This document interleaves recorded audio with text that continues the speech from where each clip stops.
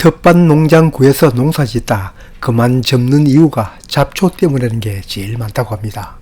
잡초는 병해충보다도 더 무섭다고 합니다.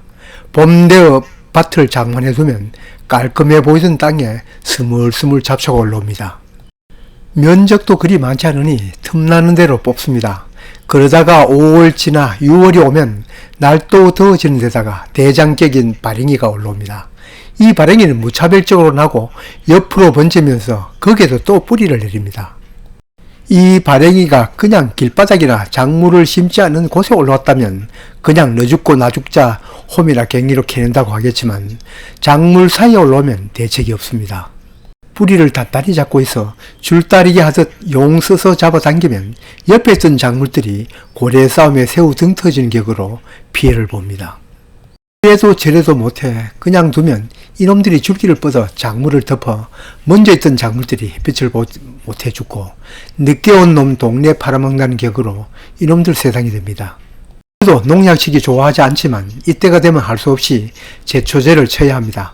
물론 이놈들이 올라올 때 잡으면 그나마 쉽지만 아무리 텃밭 농사를 할지라도 그게 말처럼 안 될 때가 많습니다. 제초제 하면 떠올리는 것이 월남전의 고엽제를 떠올리는데 요즘 우리들이 치는 제초제는 그 성분이 아닙니다. 그래도 관념이라는 건 무시 못해 저도 가급적 안 치고 뽑아내는데 그것도 한계가 있습니다. 또 세월이 가니 뽑는 힘도 한계가 있어 제초제 치는 영역은 넓어지면 가는 것도 사실입니다. 그리고 산밑이나 경계지역에는 뱀 때문에 이 제초제도 효과가 좀 있나 싶어 일부러 치기도 합니다.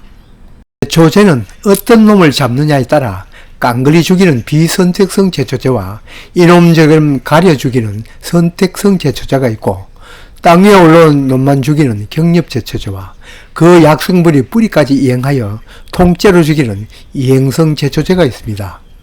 도라지나 더덕, 산나물과 같은 밭에 난 발행이들을 잡기 위한 제초제는 선택성 제초제에 속합니다.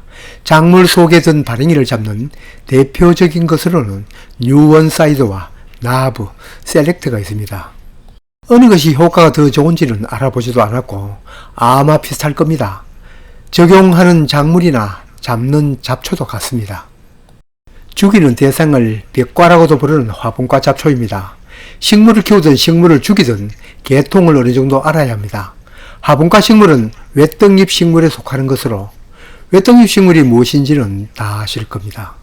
초등학교 교과서에도 나와 모두들 알고 있지만 그래도 한번 짚고 간다면 싹이 올라올 때 양쪽으로 올라오는 쌍떡잎 식물과는 달리 하나만 올라오는 식물을 말합니다. 뿌리는 수염처럼 줄기는 대나무처럼 마디가 있고 잎은 길쭉하면서 잎맥이 나란히 맥입니다.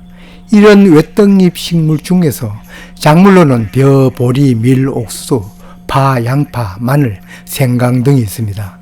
잡초로는 발행이를 비롯하여 왕발행이, 방동산이, 강아지풀, 억새, 갈대 등이 있습니다.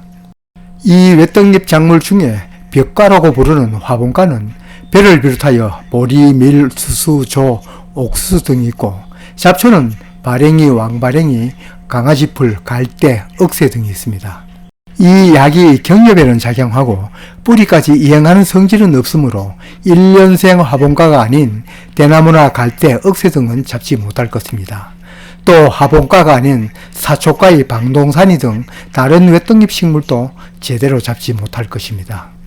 그러니 이 제초제를 나락론에 친다거나 수수밭이나 옥수수밭에 있는 피나 발행이를 잡는다고 치면 빈대에 잡으려다 초가삼간 태우는 격이 됩니다. 이 제초제는 감자, 고구마, 도라지, 더덕, 산나물, 배추, 무, 고추 등 쌍떡잎 작물이 있는 밭에 치는데 이것도 이론적으로는 이렇지만 농약 봉지에 쓰인 작물에 한해 치는 것이 안전할 것입니다. 다음은 유원 사이즈 살포의 안전성이 확보된 작물인데 이건 농약 표지에 써 있습니다. 나브나 셀렉트 같은 다른 성분의 제초제도 표지를 꼼꼼히 읽어보고 해당 밭에 치고 거기에 없는 쌍떡잎 작물은 그래도 제조사에 문의해보고 치는 것이 안전할 겁니다. 식물의 종류가 하도 많으니 쌍떡잎이라도 약해가 있을 수 있는 것이 있기 때문입니다. 안전성이 확보된 작물 중에서도 가만히 살펴보면 마늘, 양배추, 양파, 파와 같이 외떡잎 작물도 보이는데 이것은 주로 백합과 작물입니다. 이 작물은 외떡잎 식물이므로 약간의 유전 형질은 같다고 할 수 있습니다. 그러니 다 자란 작물은 안전하지만 어린 유묘는 약해갈 수 있다는 점을 꼭 생각해야 합니다. 이 때문에 제가 개통을 얘기하고 외떡잎이니 벽가작물이니 장황하게 설명을 드렸습니다. 이게 한 가지 더 붙인다면 온갖 작물을 재배하는 텃밭농에서는 재배하는데도 이처럼 죽이는데도 과별로 분류해서 계통적으로 자람 성질, 병충해 등을 알아보면 머릿속에 정리하기가 쉽습니다. 발행이를 잡기 위해 이 제초제를 치는 시기는 언제가 적합하냐 하면 발행이 잎이 서너 개에서 5개 정도 나왔을 때라고 합니다. 그보다 더 자란 발행이는 기준 농도보다 더 진하게 쳐야 할 것입니다. 그리고 하본가 잎은 표면에 털이 나 있어 물이나 농약이 잘 묻지 않고 굴러 떨어질 수 있습니다. 제초제에 계면 활성제 성분이 들어있더라도 확산 잘 되고 더 잘 달라붙는 전착제를 더 넣어치는 것이 효과적입니다. 어느 제초제라도 이슬이 마른 9시나 10시 이후 치는 것이 효과적이고 치고 난 뒤 4시간 후에 비가 와도 괜찮습니다. 약을 친 후 한 보름 되어야 효과가 눈에 보일 겁니다. 이렇게 잎이 자주색으로 변해가면서 차차 고사합니다.